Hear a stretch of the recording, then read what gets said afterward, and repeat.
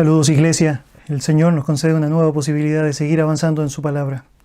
Y tenemos el privilegio de seguir, como hemos estado haciendo, en el libro de Primera a los Tesalonicenses, meditando a través de las lecciones que el Señor desea compartir con nosotros. En nuestro último tiempo juntos y a partir de lo que ha sido la enseñanza del capítulo 3 de esta primera epístola de Pablo allá a los Tesalonicenses, comenzamos a interiorizarnos en lo que es el corazón del pastor. Pablo, quien ya nos ha dado tremendas demostraciones de cómo debe ser un buen siervo del Señor en cuanto a su carácter y las disposiciones correctas a partir de los capítulos precedentes, lo que hace ahora es llevarnos un poco más allá, a la intimidad del corazón, de los afectos, la preocupación y la disposición de aquel que está dispuesto a llevar adelante el privilegio de apacentar el rebaño del Señor. La sección que estamos compartiendo del capítulo 3 cumple el propósito de Pablo de expresar a los tesalonicenses cuán involucrado él estaba en cuanto a lo que significaba ese compromiso inicial que había tenido al principio con ellos, compartiéndoles el mensaje del Evangelio, y ahora velando por lo que sería su desarrollo y crecimiento, aumentando en sus afectos a la distancia, aumentando en sus afectos a pesar de no poder estar cara a cara. Pero además, este capítulo es una gran oportunidad para que tú y yo podamos aprender muchísimo en cuanto a cómo debe funcionar o cómo funciona el corazón de un pastor. Le invito a abrir su Biblia junto conmigo y voy a leer para usted el capítulo 3 de la primera carta a los Tesalonicenses, versículo 1 en adelante. Primera a los Tesalonicenses, capítulo 3, verso 1 en adelante.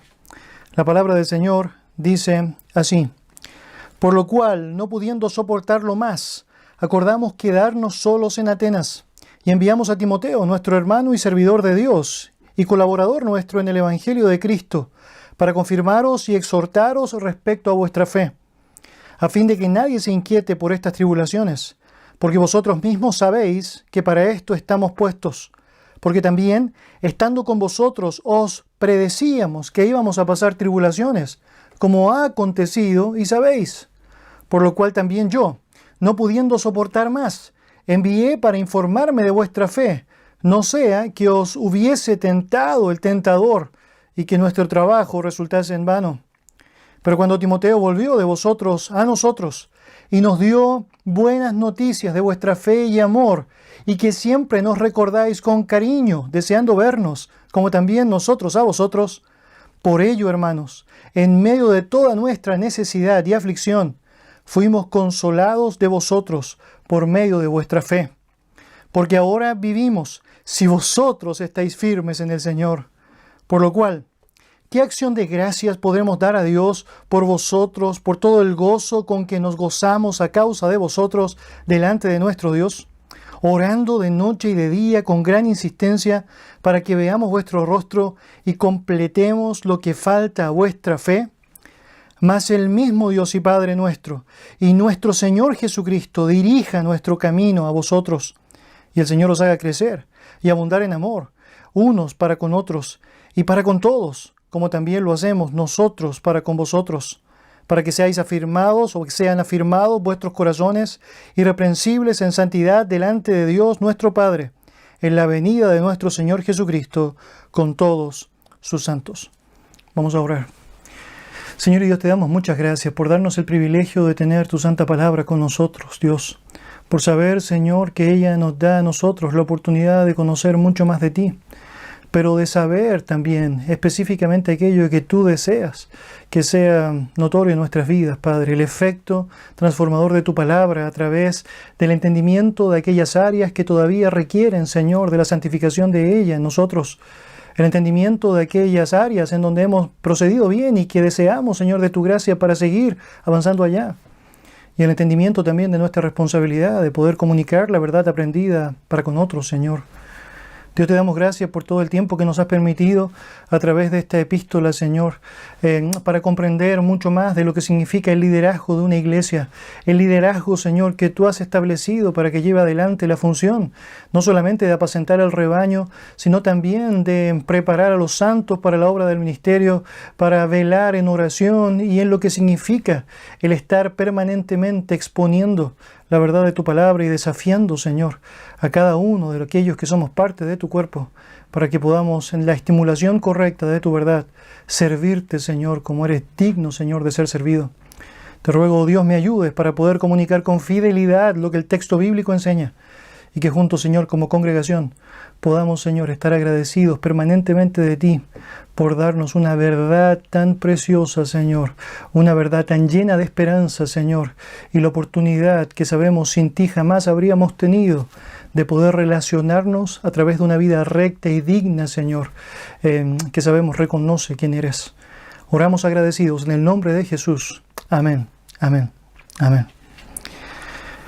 Usted bien sabe, la semana recién pasada comenzamos este capítulo y aprendimos de aquella primera sección, de los primeros versículos allá, los versículos 1 al 4, tres marcas que nos hablan del corazón de un pastor. Hablamos en primer lugar de la preocupación pastoral, también hablamos del padecimiento pastoral y también aprendimos sobre el propósito pastoral. En cuanto a la preocupación pastoral, todo aquello se desprendió de esa primera frase como comienza ya el texto, por lo cual no pudiendo soportarlo más.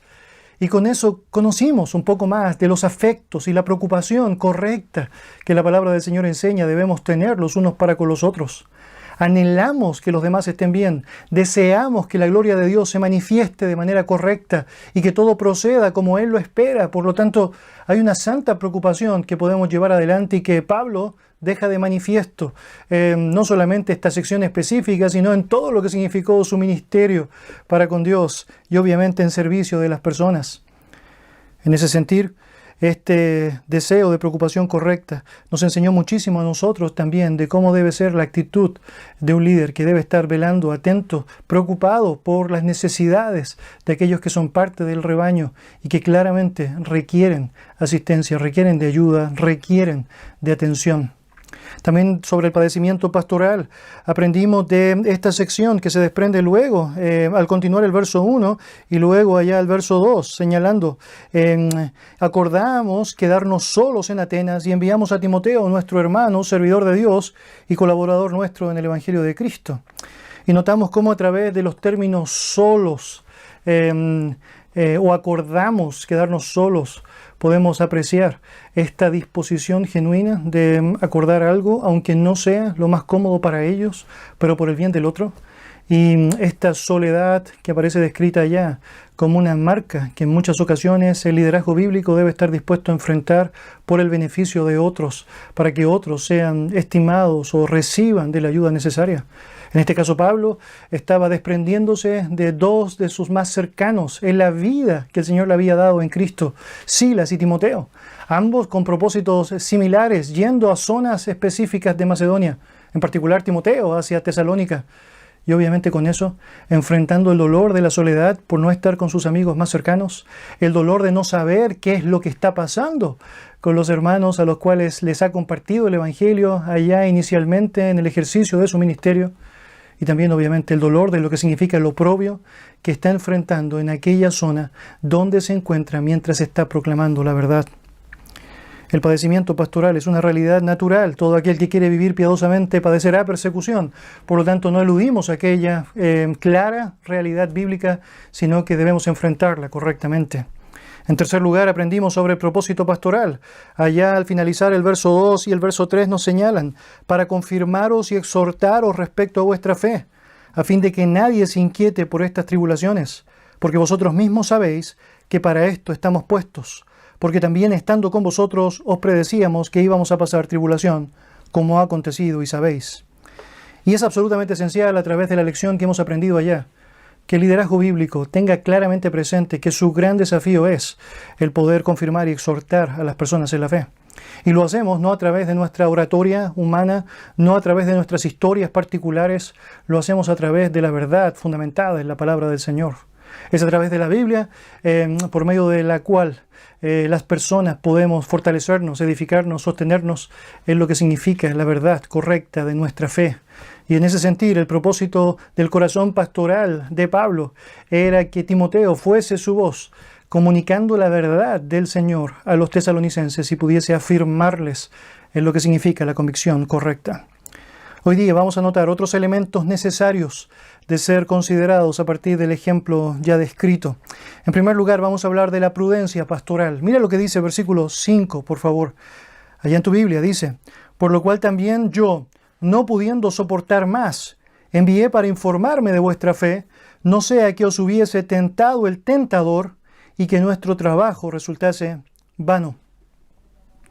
Aunque el apóstol Pablo tiene mucho más que enfrentar en lo que será el resto de su vida misionera, ya ha tenido bastante experiencia para saber que la oposición es real, es satánica y además es absolutamente perversa. Él ha experimentado la animosidad del diablo en contra de sí mismo. De hecho, ha mencionado en el capítulo 2, versículo 18, que Satanás le ha estorbado para poder llegar a los tesalonicenses y cumplir el anhelo de su corazón de verles cara a cara. Como éste obviamente se ha encargado de impedirle, también él sabe, tiene la capacidad para poder afectar, estorbar, impedir, molestar enormemente a los creyentes allá. Por lo tanto, claramente, él está preocupado en cuanto a lo que significa la realidad que podrían estar enfrentando sus hermanos allá en la zona de Tesalónica. Algo que no siempre dimensionamos es lo difícil que tiene que haber sido para nuestros hermanos en el pasado el poder tener comunicación fluida, directa, o el poder considerar cómo iba el avance, el desarrollo, el crecimiento de aquellas personas a las cuales les habían compartido el Evangelio. Tú y yo, en nuestro contexto, tenemos la posibilidad de comunicarnos rápidamente por la ayuda de la tecnología o de movernos rápidamente producto de lo que significan los medios de transporte cada vez más modernos o las rutas cada vez más accesibles o fáciles de poder andar sobre ellas. Pero en el caso de la iglesia primitiva, era muy difícil el poder saber realmente qué es lo que estaba pasando con el otro. De hecho, Pablo no ha tenido mayor información de los tesalonicenses desde el momento que fue casi expulsado de aquella zona por predicarles la palabra. Por lo tanto, estuvo con ellos un tiempo, les compartió algunos elementos esenciales del Evangelio y de la vida cristiana, pero lo cierto es que no pudo compartir todo aquello que hubiese anhelado, deseado.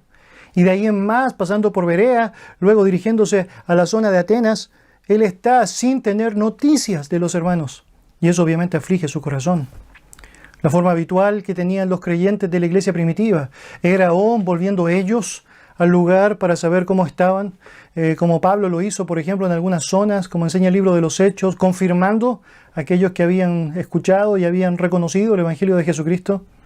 O, en otros casos, el apelar a que personas pudiesen viajar de un lugar a otro llevando la correspondencia y dando noticias específicas del estado de los creyentes. Pablo, así como lo hizo en Tesalónica, comunicó el Evangelio en muchos lugares y tristemente en muchas ocasiones está manifestando qué difícil era para él el hecho de no poder estar físicamente con ellos y apelar a esperar en el Señor noticias de otros hermanos que habían sido enviados para poder reportar lo que estaba sucediendo. Permítame compartir simplemente dos ejemplos de la Biblia. En el libro de Colosenses, por ejemplo, tenemos de los versículos 7 al 9 del capítulo 4 el siguiente relato. Todo lo que a mí se refiere os lo hará saber Tíquico, amado hermano y fiel ministro y consiervo en el Señor, el cual he enviado a vosotros para esto mismo, para que conozca lo que a vosotros se refiere y conforte vuestros corazones. Con Onésimo, amado y fiel hermano, que es uno de vosotros, todo lo que pasa acá os lo hará saber. Y con esto manifestando cómo su deseo era no solamente contarle a los creyentes en Colosas qué estaba pasando con su vida, sino saber también de lo que ellos están experimentando. Mira lo que señaló a los filipenses en el capítulo 2, versículo 19. Espero en el Señor Jesús enviaros pronto a Timoteo, para que yo también esté de buen ánimo al saber de vuestro estado. De hecho, ese mismo Timoteo, que fue enviado allá a Filipos más adelante, anteriormente lo hizo y por primera vez, siendo la voz de Pablo allá, llevando esa verdad con los creyentes en Tesalónica. Permíteme compartir los detalles de lo que menciona allá el verso 5. El texto señala, por lo cual también yo, no pudiendo soportar más. Y al leer esa frase te parece que has escuchado probablemente algo similar anteriormente. De hecho, si lees el versículo 1 del capítulo 3, es casi lo mismo. El texto señala ya, por lo cual no pudiendo soportarlo más, acordamos quedarnos solos en Atenas y enviamos a Timoteo, verso 2. Y acá, en el versículo 5, dice, por lo cual también yo, no pudiendo soportar más, envié para informarme de vuestra fe. La gran diferencia entre uno y otro tiene que ver básicamente con el cambio el plural hasta el singular. En el comienzo, Pablo está reconociendo que este fue un acuerdo que tomaron como equipo misionero. Pablo, Silas y él están completamente de acuerdo de que hay que ir a visitar a los hermanos en Macedonia y en particular a los de Tesalónica. Están todos completamente coordinados en que eso es lo mejor. Pero acá, dándole un toque de mucha mayor intimidad, Pablo quiere enfatizar, yo personalmente estoy completamente comprometido con ustedes y no creo que haya duda con eso. Por lo tanto, es decir también, con mucho énfasis estoy convocando a Timoteo a que lleve adelante la tarea que juntos hemos coordinado. El resto del versículo señala, envié para informarme de vuestra fe, no sea que os hubiese tentado el tentador y que nuestro trabajo resultase en vano. Mire, Pablo ya nos ha dicho algo del propósito que tenía el viaje de Timoteo a Tesalonicenses. Eso lo dijo allá en el versículo 2. El propósito allá al finalizar el versículo era confirmar y exhortar a los creyentes respecto de su fe. Pero antes de poder confirmar a alguien respecto a su fe, tienes que estar absolutamente seguro si realmente esta persona tiene la genuina, la correcta, la salvífica fe. Precisamente eso es parte de lo que Pablo quería confirmar con el viaje de Timoteo. Y eso nos habla mucho de lo que significa la prudencia pastoral. En algunas ocasiones somos ávidos para asumir ciertas cosas simplemente porque la experiencia que vivimos nos dio el sentido de que fue así.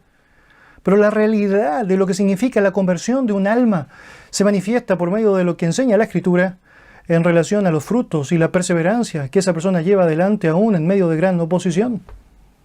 Por lo tanto, era tan necesario que Timoteo pudiese viajar para poder notar si realmente aquellas personas en Tesalónica tenían una fe genuina, y Pablo había visto solo el indicio de aquello, por lo tanto tenía toda la esperanza de que así fuese, o, como también podía ser una posibilidad enseñada claramente allá en lo que es la parábola del sembrador, los tesalonicenses eran aquellos que habían tenido una raíz de corta duración, y que al venir la aflicción y la tribulación, la persecución, por causa de la palabra tropezaron.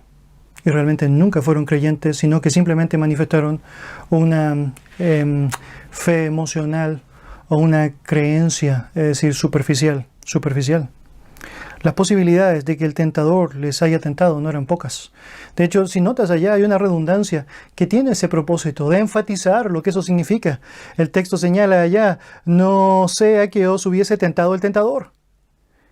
Y obviamente sabemos, esto es parte de su tónica permanente. El tentador, sin duda alguna, a través de sus capacidades, tiene allá la vocación permanente de estar afectando a las personas. Las tentaciones del tentador son diversas y no debemos, como Pablo ha enseñado mucho más adelante en otros textos de la palabra, el hecho de ignorar sus maquinaciones. Debemos saber que Él sabe específicamente cómo seducir a las personas con la sutileza de sus engaños para obviamente cumplir su propósito y llevar adelante lo que significa la caída. Las advertencias bíblicas con respecto a lo que significa las tentaciones del tentador o el carácter satánico para llevar adelante lo que Él ha predispuesto, haciendo tropezar a las personas, son grandísimas en el texto bíblico. La Biblia señala que Satanás, mediante las distracciones de este mundo, arrebata la buena semilla de los corazones de los que escuchan el Evangelio. Marcos capítulo 4, versículo 15. También la Biblia nos enseña que como Dios de este siglo, ciega la mente de los incrédulos. Según a los Corintios capítulo 4, versículos 3 y 4. También nos enseña que aún se sirve de nuestros propios apetitos como cristianos y aún de nuestra abstinencia para despertar deseos ilícitos. Primero a los Corintios capítulo 7, versículo 5. Y aún puede provocar conflicto y discordia sobre nosotros. 2 Corintios capítulo 2, versículo 11. Mis hermanos amados, Satanás, como decir ladrón, roba, Juan 10:10, como serpiente engaña, 2 Corintios capítulo 11, versículo 3, y como león devora, 1 Pedro capítulo 5, versículo 8. Por lo tanto, no debemos concluir que el diablo no pudiese ocupar cualquier instrumento que estuviese a su mano para afectar a los hombres. Él es astuto y conoce perfectamente cuál es el medio que más concuerda con nuestra humana debilidad. No es de extrañarse que más adelante el propio Pablo le señalase allá a los corintios lo siguiente: pero temo que como la serpiente con su astucia engañó a Eva, vuestros sentidos sean de alguna manera extraviados de la sincera fidelidad a Cristo. a Cristo. Mis queridos, naturalmente Pablo teme que algo puede pasar. No tanto el hecho de que Satanás o el tentador pueda tentar a los creyentes en Tesalónica, eso es parte de lo que sabemos siempre va a hacer, sino más bien que los de Tesalónica hayan cedido a lo que significa esa tentación, hayan sucumbido a lo que significó ese ataque satánico, que su conversión no haya sido genuina, sino que más bien haya sido una creencia superficial que Satanás se encargó de diluir con sus seducciones. Sin duda era una preocupación tremenda en el corazón de Pablo. Y allí su temor, que como señala con profunda honestidad en el texto, asumía que podía resultar en vano todo aquello que habían hecho. Y que, por cierto, es una expresión que manifiesta en varios otros pasajes de la Escritura. Permíteme compartir contigo, por ejemplo, cómo esa preocupación fue manifestada a los Gálatas en el capítulo 4, versículo 11. Me temo de vosotros que haya trabajado en vano con vosotros.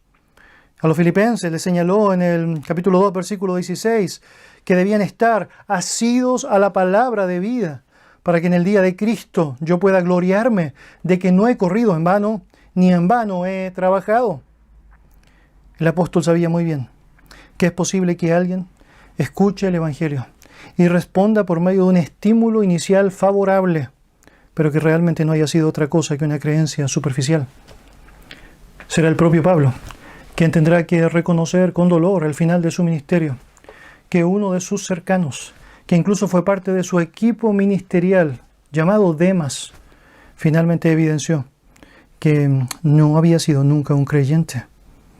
Obviamente, la evidencia de todo eso fue su amor al mundo, que manifestó que claramente nunca había sido lo que para todos por mucho tiempo parecía que realmente era.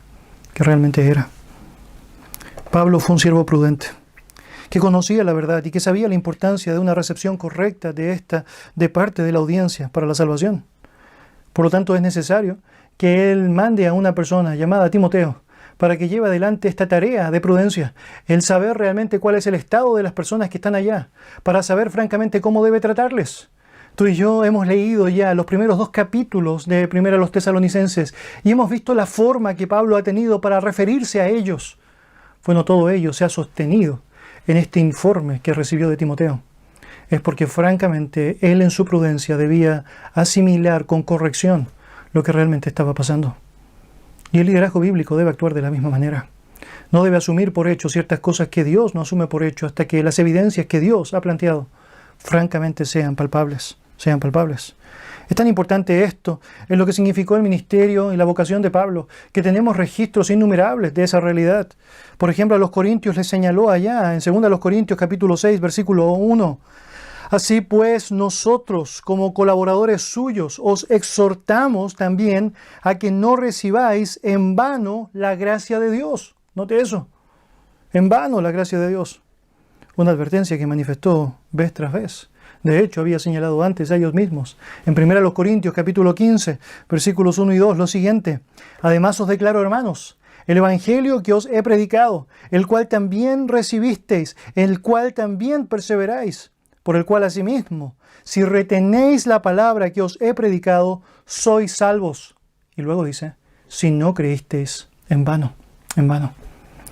El credulismo fácil, mis queridos, o aquella manifestación de estímulo emocional que no necesariamente está ligada a una transformación del corazón, es un peligro grandísimo que ha generado grandes problemáticas y efectos nocivos para la iglesia de Dios.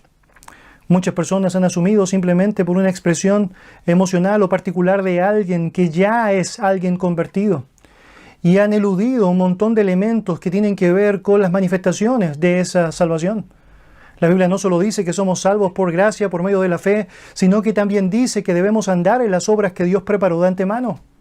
La palabra del Señor nos dice, por ejemplo, que la perseverancia es una marca ineludible de aquellas personas que han sido genuinamente regenerados por Cristo. Todo aquel que perseverare será salvo, por ejemplo, la descripción escritural. Y la palabra del Señor reafirma aquello bajo la misma promesa divina que señala que aquel que comenzó la obra la va a perfeccionar hasta el día de Jesucristo. Note eso, perfeccionar. Por lo tanto, tenemos allá marcas ineludibles que nosotros necesitamos apreciar en lo que significa la vida de alguien que ha profesado en un momento específico que Jesús es el Señor. La prudencia pastoral es vital y tiene implicaciones no solo en lo que significa la conversión o la salvación, o lo que involucra la aceptación o el reconocimiento de una realidad personal, sino que también tiene que ver mucho con lo que es su entendimiento de la doctrina, su diligencia para el estudio, su manifestación de la verdad hacia otros, la capacidad dispuesta de un corazón que está entregado al Señor para llevar adelante todo aquello que Él ha establecido en prudente actitud. Mis queridos, Pablo está señalando en algunas ocasiones con mucha fuerza el peligro de un trabajo vano o inútil. El texto, por ejemplo, describe realmente esa realidad. Y aquello nos hace un poquito de ruido. Cuando miramos otros textos, por ejemplo, allá a los Corintios, cuando él le menciona que el trabajo en el Señor no es en vano. Y de alguna manera eso nos ayuda mucho para entender realmente qué es lo que está señalando acá a los tesalonicenses. Mis queridos, Pablo sabe que la calificación directa que Dios hace de sus siervos no tiene que ver con la cantidad de frutos que ellos en sus propias fuerzas puedan convertir. Usted y yo sabemos, y Pablo con mucha claridad, él nos ha enseñado, de hecho, que ellos sabían que la salvación es del Señor y que francamente Él se encarga de convencer los corazones, transformar los corazones, convertir el alma de las personas. Por lo tanto, mal podría Dios simplemente calificar a alguien por lo que significa un ejercicio de su propia, es decir, autoridad y soberanía. Pero los creyentes somos los emisarios de Dios. A Dios le plació que por medio de la locura de la predicación hablada, las personas pudiesen responder al mensaje y pudiesen creer en Él. Obviamente, Pablo mismo va a enseñar a los corintios más adelante que la marca distintiva de un buen siervo ante Dios será que haya sido hallado fiel, independiente de los números que podrían ser en algunos lugares o ocasiones demasiado vistosos. Y Pablo en ese sentido no se equivoca. Pablo sabe francamente que esa es una realidad. Por lo tanto, lo que está señalando acá a los tesalonicenses es más bien lo que significa la desilusión humana, de saber que estuviste en un lugar, que amas a personas, que les has compartido la verdad con claridad en cuanto al mensaje del Evangelio, y que de pronto ellos no han recepcionado de la manera correcta. La desilusión de saber que personas que amas, no estarán en algún momento en el cielo, en la gloria, es algo que le afecta muchísimo. Y las sensaciones de un vacío, de algo inútil, de una impotencia grandísima en su corazón. Mis hermanos, es muy importante considerar la prudencia en el liderazgo bíblico. Es importante que ésta nunca se desatienda de los afectos. De hecho, Pablo es un buen ejemplo de aquello. Pero también debemos asumir que los efectos no son más importantes que la verdad. Por lo tanto, el afecto cariñoso, el amor hacia las personas es algo necesario en la vida. Pero la verdad es fundamental para poder sostener correctamente lo que aquello significa. El anhelo más profundo del corazón de Pablo era saber de la real conversión de los hermanos allá en Tesalónica y oír a Timoteo de lo que iba a mencionar sobre ellos. Era algo que anhelaba, es decir, saber para bien. Quería escuchar que ellos perseveraban en la fe y obviamente quería saber que ellos estaban perseverando y caminando en el Señor. Pero no lo daba por hecho. No rebajaba el estándar del Evangelio, no transaba ni el mensaje, ni tampoco los efectos del mensaje. Por lo tanto, prudencia. Debería decir una cosa más, la prudencia no elude la honestidad.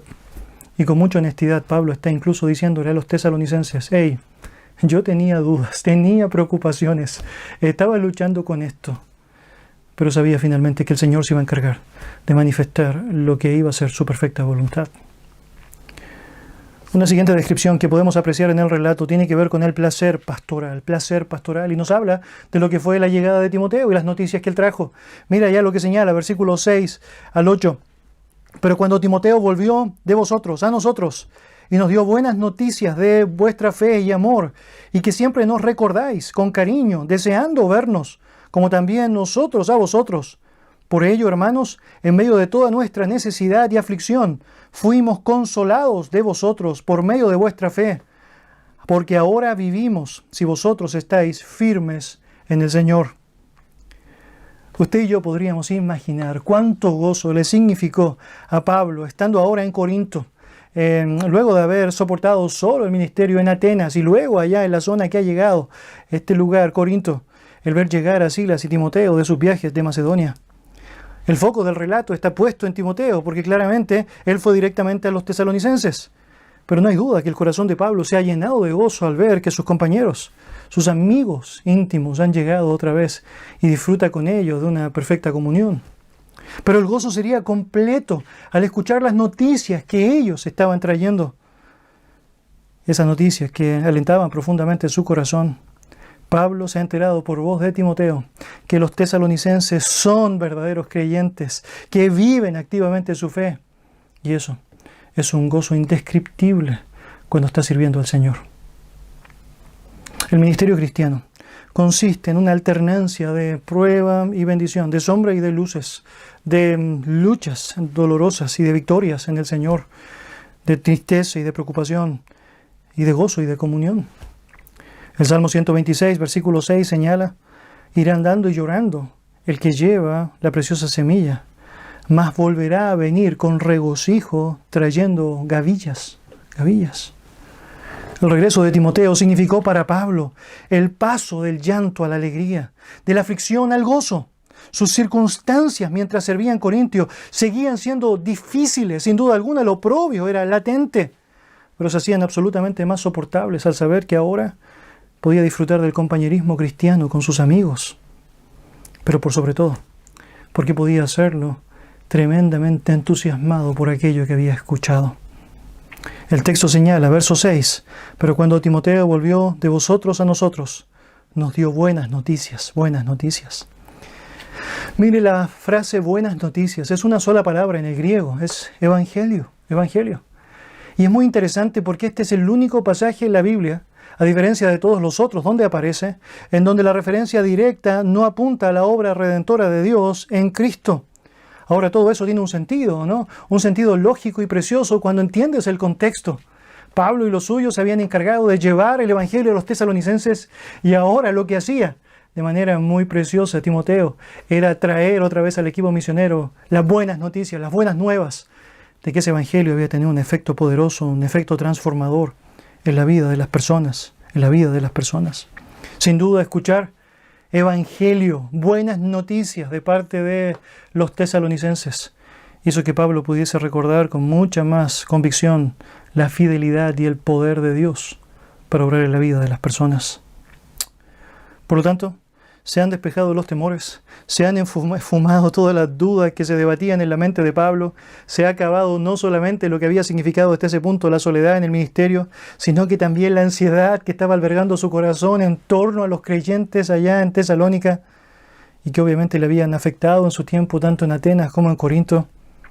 Los creyentes habían perseverado, los creyentes eran genuinos, no habían negado su fe. A pesar de todas las presiones sociales, las presiones familiares, a pesar de todos los ataques satánicos, ellos permanecían fieles al Señor. Y eso es un placer incomparable, un placer que podemos de alguna u otra manera apreciar cuando leemos otros detalles del texto bíblico que nos muestran historias similares a esta. Permíteme compartir contigo, por favor, lo que señala la palabra del Señor, haciendo referencia específicamente a lo que fue la partida de Tito para ver cómo estaban los creyentes en Corinto. Allá en 2 Corintios, capítulo 7, versículos 6 y 7. El texto bíblico señala lo siguiente: pero Dios, que consuela a los humildes, nos consoló con la venida de Tito, y no solo con su venida, sino también con la consolación, con que él había sido consolado, en cuanto a vosotros, haciéndonos saber vuestro gran afecto, vuestro llanto y vuestra solicitud por mí, de manera que me regocijé aún más. Y con eso vemos cómo Pablo estaba manifestando vez tras vez el gozo precioso que significaba el saber de los hermanos y el tener noticias buenas de los hermanos. Todas las buenas noticias recibidas han sido ya manifestadas en el relato que Pablo les ha compartido a ellos a través de esta epístola y que hemos notado en los primeros 2 capítulos. Pero aquí tenemos 4 centrales que son descritas y que cautivaron el corazón del apóstol. Dice el verso 6 a continuación allá de lo que mencioné anteriormente: dio buenas noticias de vuestra fe y amor, que siempre nos recordáis con cariño, deseando vernos como también nosotros a vosotros. Las buenas noticias se manifiestan en primer lugar por medio de la fe, dice el texto bíblico, la cual había pasado la prueba de lo que significa la genuina conversión y que evidenciaba sin duda la relación personal que tenían con Cristo. En segundo lugar se describe el amor que no solo es una manifestación directa de identificación con su Señor y Salvador, sino que también manifiesta un compromiso hacia los hermanos, dando evidencia de lo que realmente Dios ha hecho en ellos. Recuerde usted que fue Jesús quien señaló a sus discípulos que en esto iban a conocer los demás cuál era la calidad de la fe de ellos, en que tuvieran amor los unos para con los otros. Tenemos entonces hasta ahora la fe y el amor. Una cosa así, la otra, francamente, habría sido decepcionante. Las dos cosas juntas conforman mutuamente lo que significa el estímulo correcto, la autenticidad correcta. Tal como dice Gálatas 5:6, la verdadera fe siempre obra por el amor, por el amor. En tercer lugar, el relato bíblico nos habla de el gozo que la noticia recibida le generó, producto de lo que era el cariño y el recuerdo que los tesalonicenses manifestaron. El texto señala, y que siempre nos recordáis con cariño. Yo podría imaginar la alegría inmensa que significó para Pablo y también para Silas, sin duda, el saber que se acordaban de ellos. Quizá podrían haber pensado que por el tiempo que estuvieron allá y lo abrupta que fue su salida, también por los ataques que ellos recibieron, producto de lo que fue el haber conocido a Cristo y reconocido a Cristo como su Salvador, habría sido una clara y natural oportunidad para los tesalonicenses, la de rechazar el querer verlos, el de querer olvidar los recuerdos que tenían de ellos, el de no querer volver a acercarse a ellos para evitar más oprobio. Pero francamente no fue eso lo que pasaba con ellos. El texto bíblico nos menciona que ellos estaban francamente, con un recuerdo fresco de ellos y un recuerdo anhelante, con cariño, de lo que había significado ese primer encuentro que habían tenido juntos allá. El verbo traducido como tener recuerdo significa mucho más que no olvidarse. Tiene implicaciones de un recuerdo intenso. De hecho, si Pablo ocupa eso allá al comienzo de este libro, al mencionar que hacía memoria de ellos en sus oraciones, y con eso hablando de la intensidad del recuerdo que te convoca a orar por ellos. Hay claramente alusiones que nos hablan de la intensidad al mencionar, por ejemplo, y que siempre, ¿nos recordáis? Siempre, no solamente algunas veces, siempre, y con cariño, con cariño, con cariño. Mire, esta escena de gozo puede ser dimensionada por nosotros al ver claramente cómo el corazón de Pablo se ha demostrado hasta este tiempo a través del texto bíblico. No estamos hablando acá de alguien que se para como un teólogo a exponer las verdades de la palabra del Señor con mucha elocuencia, con una buena oratoria y con una capacidad preciosa de poder ser un gran pedagogo, un gran maestro, que claramente sabemos Pablo lo hacía. Hablamos de algo que iba mucho más allá, de una relación personal, de intimidad, que estaba dispuesto a llorar con los que lloraban y reír con los que se reían, que estaba dispuesto a estar atento de lo que significa la realidad que los otros están viviendo, angustiado y preocupado por lo que significaba el estado de ellos, pero también lleno de gozo al saber que francamente el Señor estaba haciendo su obra tal como Él había prometido. En cuarto lugar, un siguiente elemento que provocó gozo fue el deseo del reencuentro. Fíjate ya en la última frase, deseando vernos como también nosotros a vosotros. Y eso completó, ¿no?, el sentido correcto de ese gozo.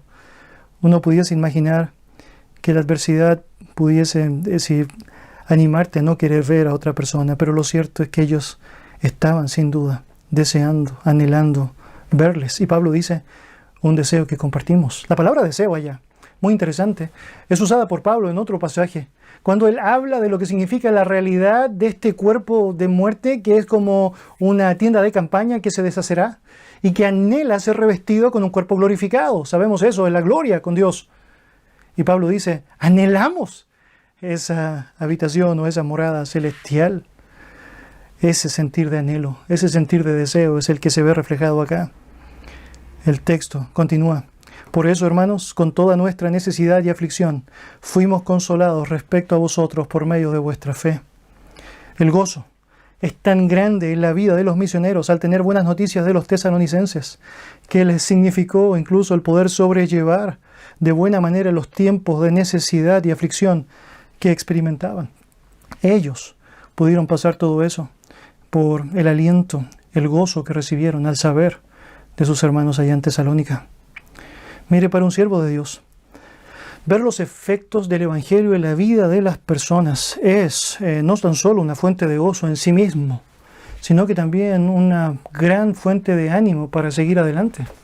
El saber que el Señor puede transformar a alguien que claramente bajo tu perspectiva humana jamás ni merece ni podría ser transformado, te da mucho ánimo para seguir adelante frente a cualquier tipo de oprobio, sabiendo que aún aquella persona que genera mayor daño para tu vida podría ser alcanzado por la gracia de nuestro buen Dios. La fuente de ánimo de un líder bíblico se encuentra en el poder de Dios para trabajar en la vida de las personas, personas que Él puede recordar claramente en cuanto a su historia, en cuanto a su transformación, en cuanto a la obra del Señor en cada uno de ellos. Mira la última frase del verso 8, por favor. Porque ahora sí que vivimos, si vosotros estáis firmes en el Señor. La terminología es muy interesante. Si tuviéramos que ocupar términos coloquiales nuestros, sería así: nos volvió el alma al cuerpo. Ahora sí que podemos respirar tranquilos. Ahora sí que sabemos de ustedes. Ahora sí que volvemos a vivir, porque sabemos que ustedes están firmes en el Señor. La palabra firmes allá, muy interesante. Es un término militar que nos habla de aquella persona que se mantiene incólume frente a los ataques, sin retroceder, sin caer, firme allá. Y Pablo dice, es una maravilla, una fuente de gozo increíble el saber que ustedes perseveran allá. Mis queridos, no hay mayor satisfacción para el auténtico siervo de Dios que ver el fruto de la obra del Señor en la vida de los creyentes a quienes ama. Resulta, francamente, sin importancia los honores humanos, resulta sin importancia las compensaciones económicas a la luz de ver a los hijos de Dios caminando en la verdad. El apóstol Juan mencionó allá en su primera epístola, capítulo 3, versículo 4, no tengo yo mayor gozo que que mis hijos anden en la verdad. Y francamente, el gozo en el corazón del pastor puede disfrutar enormemente esa realidad, ese regalo del Señor. Por último, permíteme compartir contigo hoy día la plegaria pastoral. Versículos 9 y 10 señala lo siguiente: por lo cual, ¿qué acción de gracias podemos dar a Dios por vosotros, por todo el gozo con que nos gozamos a causa de vosotros, delante de nuestro Dios, orando de noche y de día con gran insistencia, para que veamos vuestro rostro y completemos lo que falta a vuestra fe? Las oraciones de un pastor están llenas de gratitud y peticiones a su Dios. Gratitud, por un lado, obviamente, por su obra de gracia efectuada en la vida de sus hijos, y peticiones que involucran los mejores deseos de lo que implica el avance y la comunión de los creyentes. Pablo apunta a aquello en esta última porción del párrafo. El verso 9 señala, en primer lugar, por lo cual, ¿qué acción de gracia podremos dar a Dios por vosotros, por todo el gozo con que nos gozamos a causa de vosotros, delante de nuestro Dios? La palabra dar, que aparece allá en el contexto, ¿no? ¿Qué acción de gracia podemos dar a Dios? Tiene que ver con la liquidación de una deuda o con el pago de algo que es debido. Pablo francamente se siente endeudado con Dios por todo, es decir, los niveles de bendiciones que ha recibido de parte de Él y que específicamente ha recibido de Dios producto de lo que se ha enterado, de lo que Él ha hecho en la vida de los tesalonicenses. Y siente la necesidad de pagárselo, y la forma que sabe puede hacerlo es a través de gratitud. Pero sabe que aún toda la gratitud sería insuficiente para poder reflejar realmente lo que su corazón está sintiendo, producto de lo que Él ha hecho, producto de cómo Dios le ha bendecido. La forma de escritura es como si dijese, ¿por dónde empiezo a agradecer a Dios? Es que es tanto. O como el salmista lo señaló en el Salmo 116, versículo 12, ¿qué pagaré a Jehová por todos sus beneficios para conmigo? La oración de gratitud es una manera preciosa de darle gloria a Dios.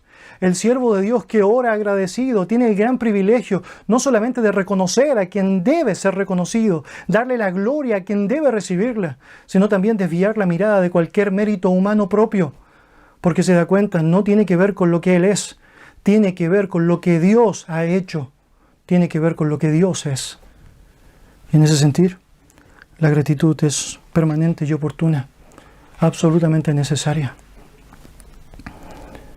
Y Pablo nos da luces de aquello en el verso 1, en el capítulo 1, en el versículo 2, Él menciona cómo lo llevaba adelante. Damos siempre gracias a Dios por todos vosotros, haciendo memoria de vosotros en nuestras oraciones. Sin claudicar, sin claudicar. Todo el mérito y todo aquello que significaba la vida de los tesalonicenses para Pablo como su corona y gloria, no era otra cosa que el privilegio de apreciar el regalo de Dios para su propia vida. Un regalo que tiene su fuente, su origen, obviamente su concepción y su avance en el magnífico Dios. Si volvemos al verso 10, tenemos allá ahora la intercesión en la oración. Dice el texto: orando de noche y de día con gran insistencia para que veamos vuestro rostro y completemos lo que falta a vuestra fe. Y lo que leemos aquí es la plegaria por la reunión y la edificación que lleva adelante un pastor bien comprometido. Un anhelo incesante de poder ver el rostro de los hermanos y con ello obviamente disfrutar de la comunión y los privilegios prácticos que tiene el cuerpo de Cristo. Y por otro lado, el completar lo que falta a su fe. Es decir, que el estar juntos pueda seguir enseñándoles la verdad, corrigiendo lo que es defectuoso para lo que significa su crecimiento cristiano. Mire, esta oración, que podría ser pasada por alto y que podríamos simplemente resumir allá brevemente o mencionar, tiene que ver simplemente con un afecto que debemos considerar, pero que no tiene mayor enseñanza que esa. Déjeme decirlo, nos da una gran lección que no debemos eludir. No debemos eludir. Es un gran privilegio para nosotros saber que la Biblia se encarga de entregar una razón y un propósito a lo que significan las reuniones cristianas. Es obvio que hay un aspecto físico.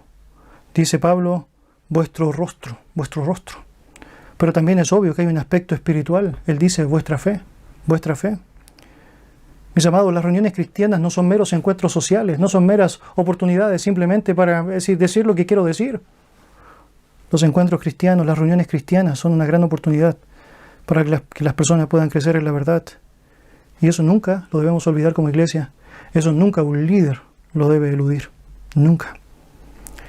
Diría también que este texto es muy atingente en nuestra situación actual. Yo oro al Señor para que Él nos permita, es decir, vernos, para que Él me dé el privilegio de poder ver tu rostro nuevamente y también para compartir contigo y junto a ti de lo que significa la verdad y crecer en nuestra fe. Mis hermanos, a través de este relato, la palabra del Señor nos ha ayudado a notar cuáles son aquellas características o marcas del corazón de un pastor. El estándar no es menor, es altísimo. Y el modelo y el ejemplo a seguir, que claramente Pablo nos entrega a través de su propia vida, sabemos, no partió allí, sino que partió en el propio Señor Jesucristo, quien dio un ejemplo sólido y vívido de lo que significa el liderazgo correcto, bien entendido, bien aplicado, bien asimilado. Un liderazgo que sabemos no depende de las características del hombre en el sentido de que él innatamente pudiese obtenerlo simplemente porque lo ha deseado, sin ninguna característica asociada, sino que se sostiene en la gracia de Dios y en la obra de Dios para usar un hombre inútil para ser útil para su gracia. El estándar no debe ser bajado. El estándar no debe ser reducido, ni limitado, ni tampoco debe ser cambiado por terminologías distintas. Dios lo ha establecido así. Y cuando el pueblo de Dios puede valorar y apreciar aquello, francamente el pueblo de Dios puede disfrutar de la plena bendición de parte de Dios. Cuando el líder bíblico puede apreciar todo esto, claramente también puede apreciar el valor que tiene el hacer caso a Dios en todo lo que Él dice y no apoyarse en su propia prudencia. Mis queridos, la medida del amor de un pastor por Dios está directamente relacionada con la medida del amor que refleja hacia el rebaño que Dios le ha permitido dirigir. De hecho, una buena ilustración de eso sería lo que Jesucristo hizo con Pedro. Después de preguntarle en varias ocasiones, Pedro, ¿me amas? Pedro, ¿me amas? Pedro, ¿me amas? Pedro está respondiendo a aquello y Jesús le convoca, apacienta mis ovejas, pastorea mis ovejas. Por lo tanto, a través de esa tremenda lección que sabemos fue una gran vocación para Pedro en cuanto a lo que sería su propio pastorado, su capacidad para llevar adelante lo que sería el ministerio y la iglesia primitiva. Es algo que nos hace pensar mucho a nosotros, aquellos quienes estamos en el ministerio. La forma en cómo te amo está íntimamente ligada con lo que significa mi amor para con Dios.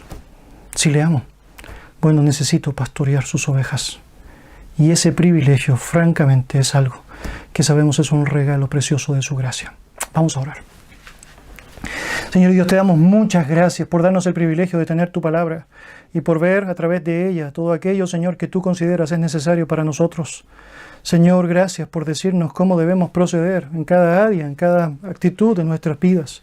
Gracias porque se encarga, Señor, usted a través de su palabra de decir a toda la iglesia cómo debe ser un esposo cristiano, de decir a toda la iglesia cómo debe ser una esposa cristiana, de decir a toda la iglesia cómo hijos o padres deben actuar correctamente, de decir a toda la iglesia cómo esperas que los individuos respondan correctamente a ti en cuanto a las áreas de su moralidad, de su ética, de su obediencia a tu palabra. Pero Señor, también muchas gracias porque tú dices a toda la iglesia cómo debe ser el carácter, la actitud y el corazón de un pastor. Señor, ayúdanos a estimar aquello con claridad, con firmeza, con convicción. Y Señor, que francamente tú nos des la gracia para poder ejecutar todo aquello de manera correcta, disfrutando y apreciando, Señor, la bondad tuya. Señor, permíteme terminar con las palabras del salmista, Señor. ¿Con qué pagaremos todos tus beneficios para con nosotros? Y la respuesta, Señor, es que no podemos. Y te damos gracias, Señor, porque nos das una eternidad para poder glorificarte, Señor, para poder disfrutar del deleite en ti y para poder estar satisfechos, Señor, en lo que significa tu perfección para con nosotros. En el nombre de Jesús. Amén. Amén.